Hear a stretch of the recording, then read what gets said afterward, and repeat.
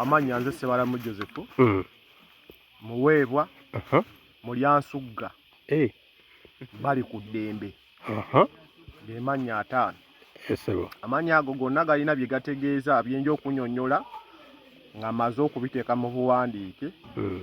Kuba kati natandise okukola manifesto yange. Ogenda kujja ku ki? Nzija ku kifo kya bwa pulezidenti bwa Uganda. Uganda gye tumanyi oba? Republic of Uganda. Yabayimbi yabannakatembo oba Uganda eri yennyini? Republic of Uganda erimu abagwere, erimu abakyoli, erimu abanyankole, erimu abalundi, erimu abanyarwanda, erimu abaganda. Oyagala kwesembawo? Yesebo. Obusobozi obuyina? Obusobozi mbuyina. Baagala senior 6 nze nagisukka. Baagala miliyoni 2 ezo nazo nsozifuna. Baagala emikono 10 buli district okuva mu district 10 onazifuna za Uganda. Abantu bonna bangambye bugambi balinze budde nze mbagambe. Bannayuganda ogenda bakolera kiggwe? Bannayuganda bingi bye tugenda okukola. Ekisooka nze ne musajja wa Buganda wa. Waliwo ekintu ekitwateeka mu ttebo ensonga Ssemasonga.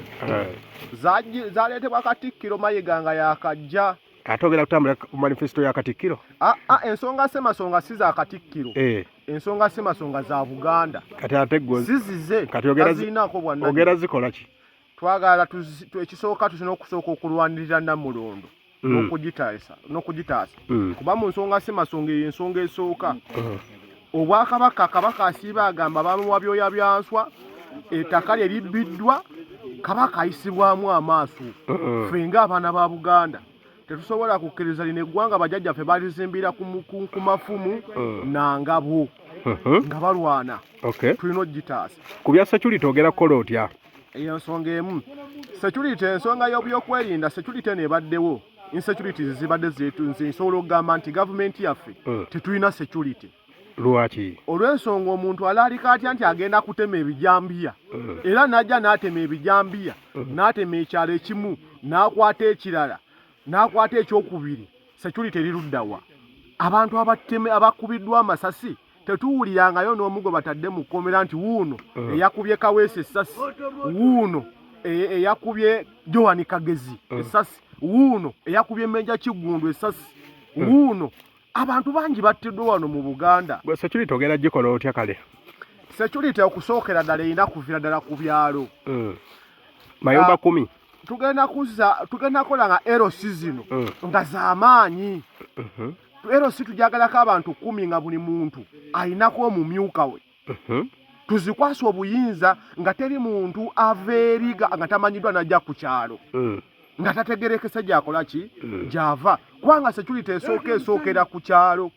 Naye kati bw'otunuulira LC zaffe ze tulina, chairman ye sitampu, chairman ye buli kimu, bachairman batunda butunzi bibanja by'abantu. Omwezi babasasula siringi 1,000.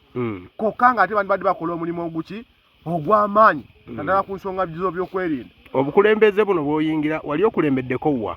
Obukulembeze sebo mbuluddemu ebbanga. Bajjajjange ekisooka obukulembeze obwange buli mu musaayi. Jjajjange Muweebwa Mulyansugga yafugako ne Simeyi Kakungulu mu bafuzi b'amatwale nga bakyaliwo. Ebugisu oyo jjajjange sayidi ya taata. Then taata wange yaliko ow'omuluka Pawulo Mugambe n'abeerako omuwandiisi w'ekika eky'empeewo. Lwaki tosoose ku bwa kansala? Obwa kansala nze okusinziira ku bizibu bye Uganda byendaba Uganda byeyina. Kansala akola decisions. Kansala alina kusalawo kikwakola. Gwe bw'oba olaba. Bw'oba ozze kuweereza abantu obwa kansala bukuwa ki? Naye gwe okakasa akalulu oyinza okukawangula? Akakalulu nze nkakasa nnyinza okukawangula ku lw'okubanga era ngenda kukawangula. Olw'okubanga amaanyi ge nnina ga Katonda. Ate nengattako n'obuwangwa nange kennyini nina obuvumu nina courage. Era nkakasa akalulu ako nja kukawangula. Mu luzungu kuba omukulembeze alina okuba nga amanyi ku luzungu. Oluzungu ndutegeera bulungi. Sooka obaddiremu okabasaba akalulu. So, fellow Ugandans, I am Joseph Sebalamu, Joseph Muweebwa Mulyansugga, born of Buganda, Mpeewo tribe. I am aspiring to be a presidential candidate 2026 elections. And I have the courage I have all the requirements. I have everything that is required of me to stand. And it is my constitutional right. I'm not in any political party organization. Reason being, these political parties were brought by the colonial masters just to divide our people, not unite our people. All of the wrangles that we are seeing in parliament, in the cabinet, and all those political leaders, the root cause is because they believe in doctrines of certain political parties. So the energy of serving people has been diverted into fighting political wars, political battles, which have brought disunity among our people. So we need to have a unifying factor so that we have to serve our people. We don't serve the interest of the political parties. We should serve our people. Look at the schools. Look at our healthcare systems. All of them are poor off. They are bad off. But people are busy in parliament fighting their political battles. So this is very unfortunate incident, and it is not good for us as Africans. That's why we are depending on foreign aid every now and then. We can also be self-sufficient as long as we define our interests.